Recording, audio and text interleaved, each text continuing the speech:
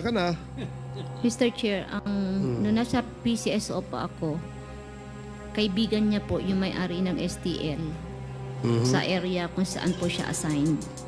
So, I think nagkaroon ng partnership when the time na-detain po yung tao na may-ari nung STL. Iyan ba ay si J.Y. Archers, Colonel? Yes, Mr. Chair. So, you are a partner of J.Y. Archer. Hindi po. Bali, ang nangyari po dyan, may-ari po ng JY Archers, yung franchise owner po, problemado po siya sa pag-implement po ng franchise na nakuha niya sa PCSO. Because there are a lot of illegal gambling in South Cotabato.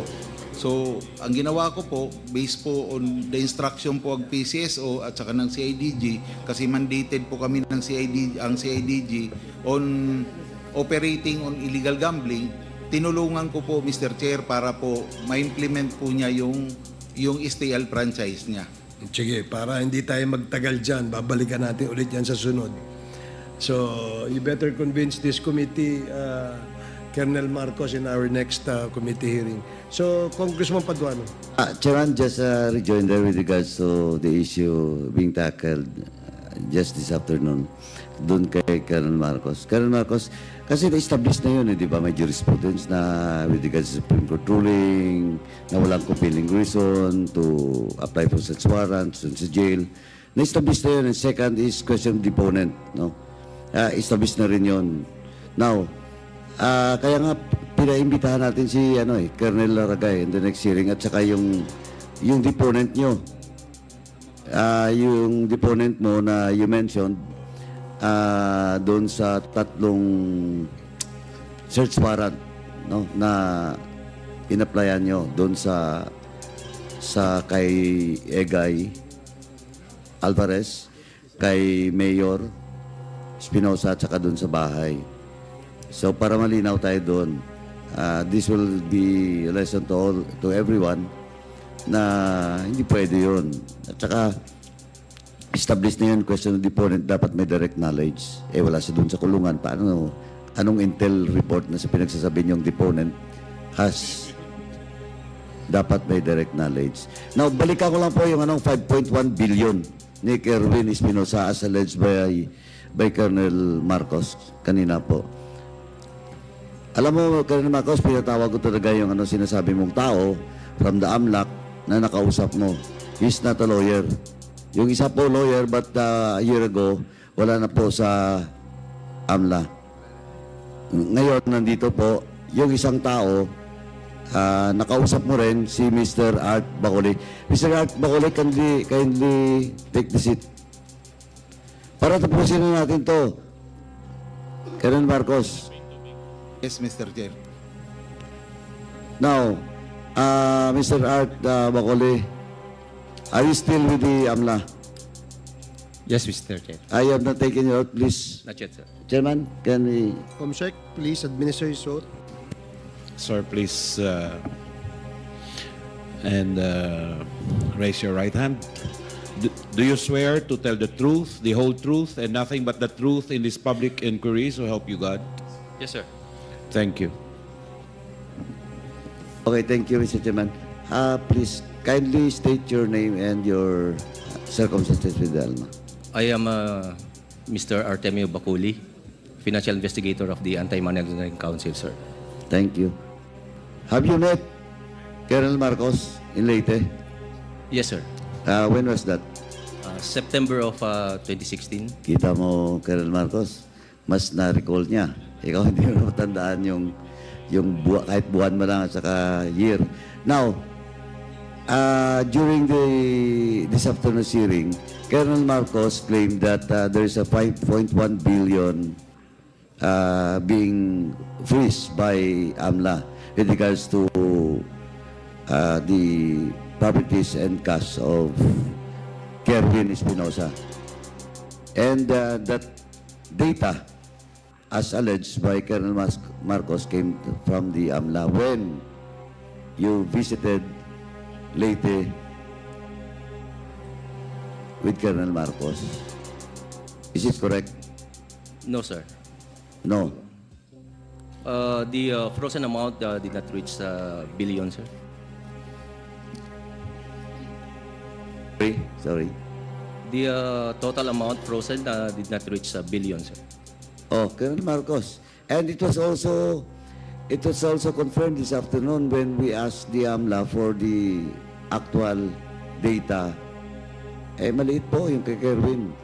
And now, the person you have met in late is telling this committee that you are not telling the truth. Yung pinakita mo sa akin dito is all about newspaper reports, Inquirer. Mr. Chair, first, maaari pong nagkamali po ako sa pagkaintindi ko. Pasensya na po sa taga-AMLA. I apologize po, sir. Kasi po, nung makita ko po yung newspaper clippings, kala ko po, yun na po yung whole amount. Yung kasi ang labing lumabas po na news article, GMA, Inquirer, pertaining po sa laundered money na 5.1 billion. So, Attorney, pasensya na po. I apologize. It's okay, Colonel. And you apologize to this committee because this is an open hearing. And Colonel Marcos, kanina nga muntik na kita mapakontempt eh. Inintay na nga ako ni Chairman Akop eh. Dahil dun. I'm sorry, sir. I apologize to this honorable committee for assuming, sir, the figure amount of 5.1 billion. Okay. Personally, your apologies taken. Thank you, Mr. Chair. I do not know from Chairman Akop. Anyway, Chairman, last na lang po. Ito, with regards to Kerel Bilila, pasensya na po. Kasi it's around mag-12 o'clock na po in the evening. So, pasensya po, you will be asked by the members in the next hearing siguro. No? And I just like to, yes, do you want to say something? Thank you, Your Honor. Pasensya na po, pasensya na po. Anyway, ganito lang po, kanina I was so emotional when I talked to, especially those PNP officers present in this hearing. Kasi po, nakita niyo na po, si Colonel Garma has executed her affidavit. Kulang pa po. Pero alam nyo, isa-supplement yun ng iba pa. Kaya ako, I suggest, eto, depende sa inyo. Alam ko, sabi nga ni Chairman Akop, kumakalat ng text sa inyo na huwag gumamin doon sa payments. Pero pag may nag-execute ng affidavit, bahala kayo, problema niyo yan. Kasi as of now, may affidavit na kaming hawak. Kaya wala lang tayong time. Next hearing, ipapatawag namin lahat. Kasi kompleto na po kami doon. Kaya nga pati service record nyo, pinakuha ko na, kompleto na kami. Pati yung mga deaths and killings related to drugs. But of course, we need an official record from the PDEA. Pero mayroon na po kami. Kaya nga diretso ko sinabi kanina na except for Colonel Bilila, iba yung case niya. Colonel Patay, di ba you committed last hearing during the human rights that you will submit all the list of those personnel that you brought in from Davao to QC? Your Honor, I already mentioned some of the names of... Hindi kompleto yun, Colonel Patay. It was the other names that I did not mention was mentioned by some of your colleagues. I cannot remember the name, Mr. Chair. You cannot anymore remember? I cannot remember the name of your colleague who mentioned the names of my personnel that I failed to mention during the first meeting. Anyway, Mr. Chairman, may I ask the COMSEC of the Committee on Human Rights to retrieve all the list, all the names that was mentioned during the hearing? doon sa Committee on Human Rights with regards to first PNP personnel brought by Colonel Patay in Station 6. Alam mo, Colonel Patay, may mga pulis dyan na mag-testify. Hindi ba tao? Kaya, yun yung sinasabi ko. We don't want to do this, but you have to cooperate. Now, if you don't want to cooperate, wala kami magawa. Diba? We'll be forced to follow our internal rules. Ganon din po sa mga Colonel Rialdo, Vitalio, kay Barandong, tsaka yung sa iba pa kasi next hearing, imbitahan na po namin yung iba pa. Pati mga underclass nandyan. I hope. But of course, we cannot force you to issue an affidavit. But sabi ko na nga, siyempre, harapin yung consequences. Chairman, thank you. That's all. Thank you, Congressman Paduano. Mr. Chairman, before... The second to the last is... Hindi, ano lang to, briefly lang. Okay, Congressman Kasi- Fernandez. Kasi sinimulan mo na rin lang, naglilinis na rin tayo. It all started with the PCSO.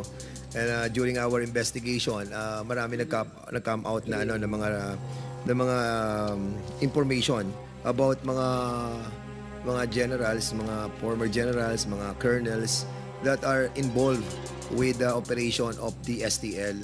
Alam mo, medyo nakakalungkot to that even our PNP officials, members, ay nai-involve sa ating STL. Ang mabigat po, Mr. Chairman, yung STL na legal ay nagkakaroon ng paghahati sa legal at illegal.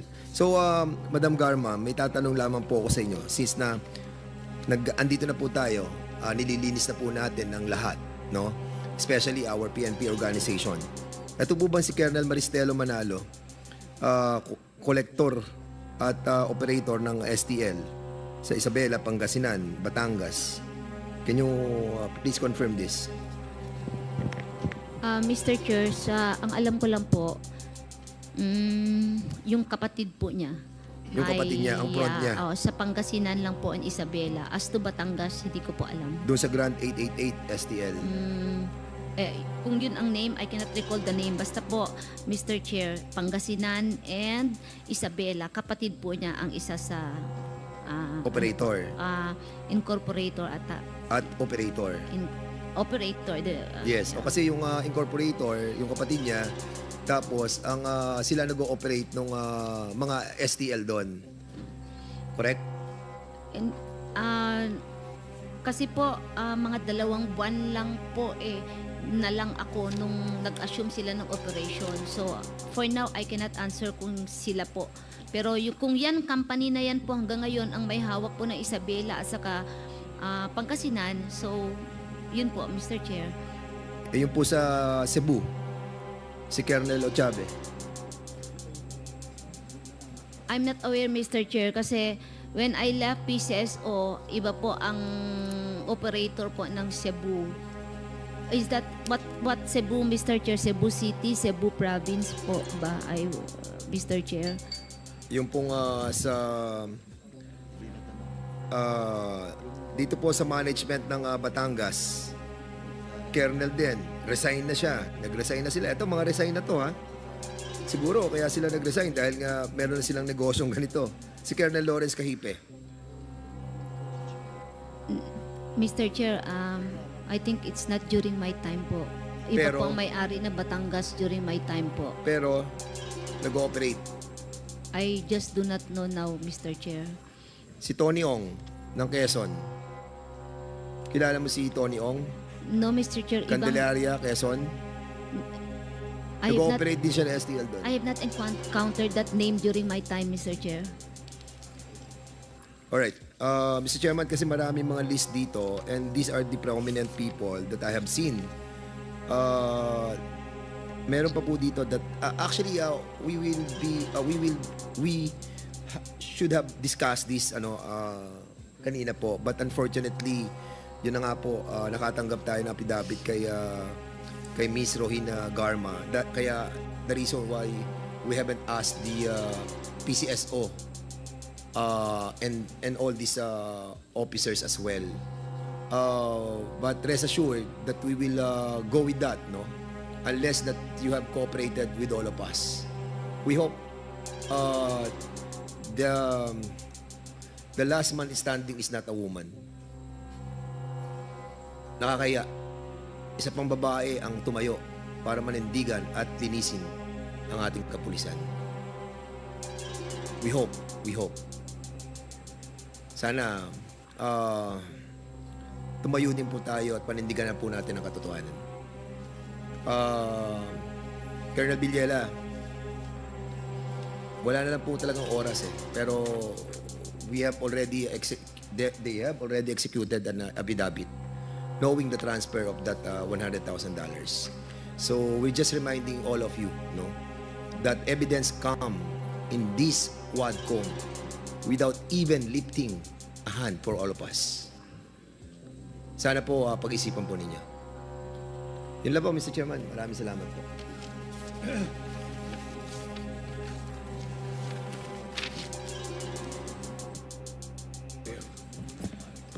Thank you. And finally, the chair of the Committee on Human Rights, Congressman Abante, you are recognized. You have 2 hours. Sa wakas, kanina pa ako naghihintay, puro interjections itong ginagawa sa akin dito. Anyway, Colonel Garma, alam ko, pagod ka na, no? All of us are, di ba? Kaya na ba tayong 10 o'clock in the morning, no? Pero siguro, ako palagi nagra-wrap up eh. You know? Thing is this, kanina, when Congressman Chua asked you why you were crying, you said you had time for a week to reflect on these things. And because of that, you decided to change and make a formal statement, di ba? Then you said that you made mention of what the Lord Jesus said in the Bible, that the truth shall set you free. Di ba? Yes. The truth shall set you free. Of course, when the Lord Jesus Christ mentioned that, He was referring to His word, perfect word, holy word, while your word is not holy, but it is truthful as I can see. Mukhang nakalimutan natin kasi kanina sa affidavit mo, you mentioned that you were invited to serve as a resource person in the Quadcom regarding the investigation into the war on drugs of the previous administration, and you mentioned about the deaths of 3 Chinese inmates at the Davao Penal Colony. So will you now please tell us the truth about that, because your name was mentioned. Now, you said the truth shall set you free. So please tell us now the truth about those Chinese drug lords that were killed by 2 PDL, and those PDL were given 1 million pesos by a certain Art Narsoles, of which you are romantically linked. Now, please tell us the truth right now about that. Mr. Chair, during that time po, nag-iisip sila na kung ano po yung, alam niyo sa PNP, uso yung pasalubong. Everyone, they know that, Mr. Chair, kung may darating na bagong opisyal, kailangan may impact project, like pa-impress. Isa po yan, yung 3 Chinese, Mr. Chair, na it's well, I think hindi ko narinig ang planning, but I think yan po ang naging-resulta ng pag-uusap po ni Padilla when he reported to Sir Leonardo sa CIDG, because I heard him giving names list kay Sir Leonardo saying na involved lahat ito sa drugs. So I think dun siguro, ito po pananaw ko lang po ha, dun siguro nag-start yung pag-conceptualize doon. And with regards to the reward, yeah, narinig ko rin po yun na may reward. Yung trabaho na yon. In fact, nakwento ni Sir Leonardo nga na nag-congratulate si Presidente. Oh. Anong sabi niyo? Nag-congratulate si Presidente kay Narinig niyo Padilla. yun? Yeah, kinuwento niya sa akin. Nakwento ni Nagkwento. ni Yes. Colonel Padilla. Nagkwento si Sir Leonardo sa amin. Marami nakarinig niyan, sir. Okay. So, doon ko nalaman inaamin mo that most you likely knew nga. all about it and you were involved? Is that what you're saying? Hindi po ako involved, but I heard na lang po na ganun yung nangyari at may pa-thank you na nangyari na nakausap si Padilla according to Sir Leonardo na ginawa daw ni Presidente, which is yun naman din nasabi ni Padilla, kaya baka ho, totoo. Wala po ako doon nung nangyari yun, but kinuwento kasi. At least you mentioned some truths to it, no? Of course, you knowing Art Narsolis, Yes po. who was very much involved, even in the giving of the reward. Narinig niyo yun, di ba? Yes sir, kilala ko siya sir. Actually during that time po, wala na po kaming relationship. Wala na. That time po na nangyari yung sa Chinese po, wala po kami. Do you know where he is now? Hindi ko po alam, Mr. Chair. Kasi iniimbita namin siya. Walang nangyayari. Anyway, I'm so glad that you said something about that. Now, how about the death of General Wesley Barayuga? Tell us the truth about Yes, sir. that. I don't know, sir, kung you can come up with a theory on this. But as, No, I'm not very into any theory. I do not want a theory. I want the truth. Yeah, I am explaining kasi up to now, puzzle din po sa akin. After I heard the testimony of General Pinili that he talked with Yusek Kitain and Senator Bongo, dun ko pinagpitakpi yung sarili kong analysis on dun po sa information. Because po March, when the President announced that I will assume as General Manager of PCSO, si Dongail po, na classmate ko, ay nag-text sa akin. Clarence Dongail, who is nasa Bilibid po, Mr. Chair. Nag-text siya sa akin na, "Oh, Bok, magpi-PCSO ka na pala." Sabi niya. Ay, hindi, text po, tawag po yun. Magpi-PCSO ka na pala, gumano. Sino sabi sa'yo? Clarence Dongail po. Clarence Dongail. That time po maraming tumatawag na classmate ko sa akin. I do not know kung saan nila kinukuha ang phone number ko. I think everybody knows my phone number during that time. He called me. Sabi niya, magpi-PCSO ka na. Alam mo ba na ang board secretary niyo dyan ay involved sa drugs? Sabi ko, oh? Sabi ko, oo, tinago lang ng mga class 83 yan dyan. That's his term to me. Tapos sabi ko, hindi ko alam yan. Sabi ko, oo, kasi yung mga nagkwento na siya, marami na siyang kwento. So, ang ginawa ko lang, sir, I relate it kina sir. And he mentioned the name of General Barayuga. Opo, sabi niya, Barayuga, kasi napang-abot daw niya po. Nagpang-abot niya po sa... Nagpang-abot po sila daw sa kung saan yung na-assign pa si General Barayuga at saan siya na-assign din noon nung junior officer pa siya before siya nakulong.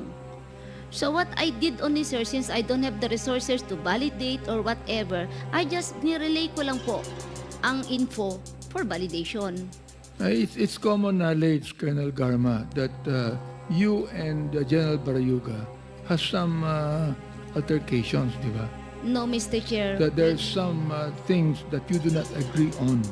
No, Mr. Chair. Okay? Okay yun? po. Ano yun? Ano yung Okay po totoo? yung friendship namin ni Sir Barayuga. We don't argue, we didn't argue, Mr. Chair.